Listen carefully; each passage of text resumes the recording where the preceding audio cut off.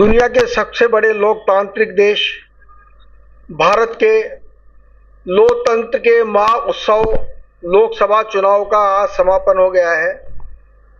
7 चरणों का मतदान समाप्त हो चुका है और इंडिया एवं एनडीए गठबंधन अपनी अपनी सरकार के दावे कर रहे हैं। 10 साल तक मोदी जी ने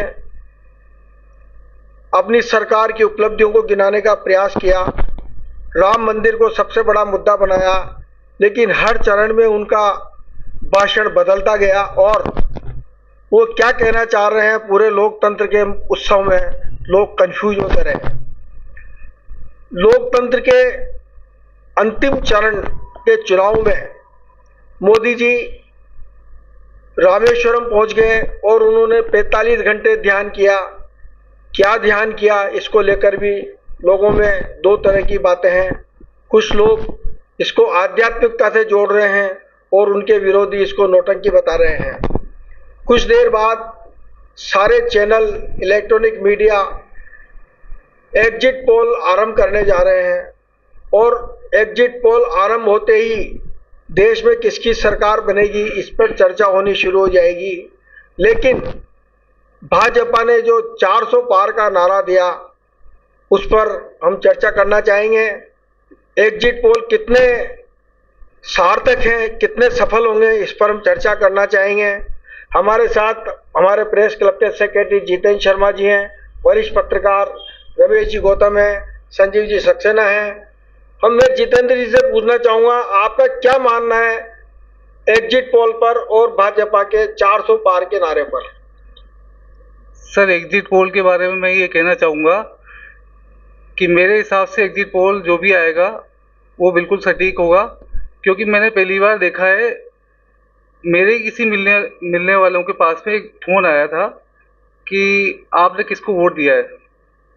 तो इस हिसाब से एग्जिट पोल लोगों को फ़ोन करके पूछा गया कि आपने किसको वोट दिया है।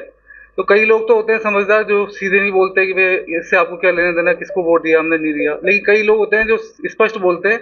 तो इस हिसाब से मुझे लगता है कि एग्जिट पोल सटीक बैठेगा। 400 पार के भाजपा के नारे पर आपका क्या कहना है? 400 पार का नारा तो एक नारा है लोगों को प्रेरित करने के लिए कि भाजपा बहुत स्ट्रांग है और ये एक नारा है। असलियत तो 4 तारीख को ही पता लगेगी। आपको क्या लगता है किसकी सरकार बनने की संभावना नजर आती है? सर, मुझे तो वैसे संभावना मोदी जी की नज़र आती है, क्योंकि मुद्दा राम मंदिर 370 का जो था उससे लोग प्रभावित तो हैं। मैं रमेश जी गौतम से पूछना चाहूँगा, राजस्थान में भारतीय जनता पार्टी और कांग्रेस के बीच जो जंग चल रही है, कितनी सीटों की आप संभावना मानते हैं? निश्चित ही आज का मतदाता बहुत जागरूक है। किसको मत दिया ये कोई नहीं बता सकता है। हर आदमी अपने आप में चुप है कि अपना प्रत्याशी कौन है और वो ये नहीं बताना चाह रहा है कि बंदा किसको किया, किसके साथ जुड़ा हुआ है। कहीं ना कहीं भीतरघात भी हुई है और निश्चित ही इसमें कांग्रेस भी कहीं ना कहीं भारी नजर आ रही है, पर जीतना बीजेपी का सरकार बनेगी ये निश्चित है। राजस्थान में 25 सीटें जीतने का भाजपा ने दावा किया है, कितनी सीटें की आप संभावना मानते हैं? ये आंकड़े तो अब 4 तारीख को ही सामने आएंगे कि कितनी जीतेगी, पर जो दावे जो कर रही है भाजपा वो खरे नहीं उतरेगी और जो जनमानस है वो अभी पूरा क्लियर नहीं कर पा रहा है, क्योंकि एग्जिट पोल भी इस पर अभी पूरा नहीं दे पा रही है कि कितनी बीजेपी की आएगी। मैं संजीव सक्सेना जी से पूछना चाहूँगा, आप तीसरी पीढ़ी के पत्रकार हैं। आपके दादाजी बहुत बड़े पत्रकार रहे हैं, पिताजी भी बहुत बड़े पत्रकार रहे हैं और राजनीतिक क्षेत्र में भी आपका बहुत दखल है। देश की सबसे हॉट सीट माने जाने वाली कोटा बूंदी लोकसभा सीट पर आपका क्या आकलन है? कोटा बूंदी लोकसभा क्षेत्र में स्थानीय मुद्दे पूरी तरह से हावी रहे हैं, जबकि दोनों राजनीतिक पार्टियों में से ये कहा गया कि साहब ये देश का चुनाव है, इसके लिए लोकतंत्र में हमें प्रधानमंत्री चुनना है, आप अपने प्रधानमंत्री का नाम बताइए। लेकिन फिर भी लोगों ने स्थानीय मुद्दों को जो जगह दी और जिस स्थानीय मुद्दों के ऊपर जो वोट किया है वो एक बहुत असमंजस वाला वोट है। अभी कोई भी प्रत्याशी अपने आप को ये नहीं कह सकता दावे के साथ कि जीत मेरी ही होगी। जिस दिन तक कांग्रेस का प्रत्याशी तय नहीं हुआ था, भाजपा की एक तरफा जीत मानी जा रही थी। लेकिन जैसे ही प्रहलाद गुंजल को ओम बिरला के सामने, जो लोकसभा देश के चौथे नंबर के पद पर हैं, कैंडिडेट घोषित कर दे, ऐसा क्या हुआ कि एक लहर में परिवर्तन नजर आया। जो चेहरा कांग्रेस ने सामने लाकर खड़ा किया वो स्थानीय लोगों की पहली पसंद माना जाता है। क्यों कि हमेशा संघर्ष की राजनीति करने वाला जो हम बरसों से देखते आ रहे हैं, एक ही चेहरा है और वो नाम कांग्रेस ने बहुत अच्छी पॉलिटिक्स का मुजाहरा करते हुए उनको नाम को सामने लाया गया, जिससे स्थिति जो पहले एक बड़े अंतर की तरफ जा रही थी वो बिल्कुल टक्कर पे आ गई।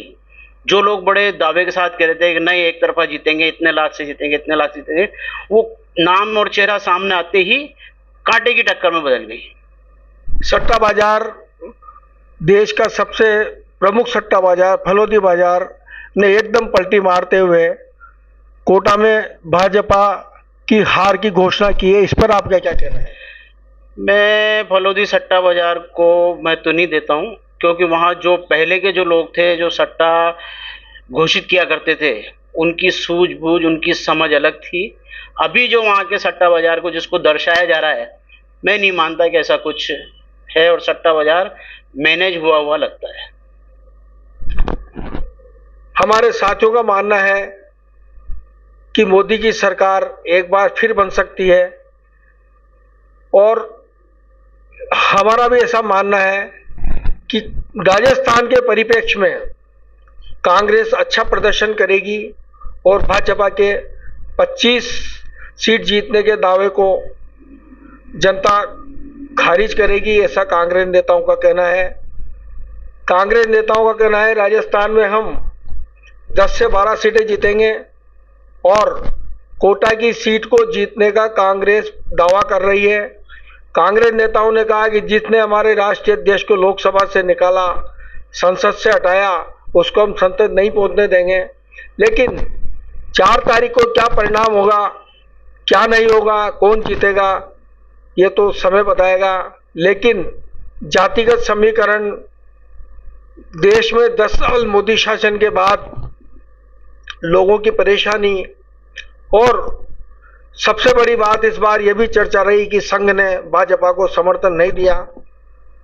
मेरा यह आकलन है कि राजस्थान में लगभग 10 सीटें कांग्रेस जीत सकती है और देश में 200 से 225 सीट के बीच में एनडीए को मिल सकती है।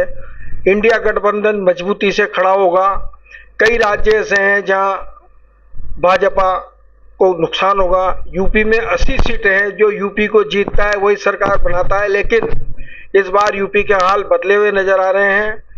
40 से 50 सीटें भाजपा को मिल सकती है। वहीं एमपी, राजस्थान में कांग्रेस प्रदर्शन अच्छा करेगी। उड़ीसा, पश्चिम बंगाल, बिहार, दक्षिण भारत, महाराष्ट्र, पंजाब, दिल्ली, हिमाचल में भाजपा को काफी नुकसान उठाना पड़ेगा। केजरीवाल की गिरफ्तारी करके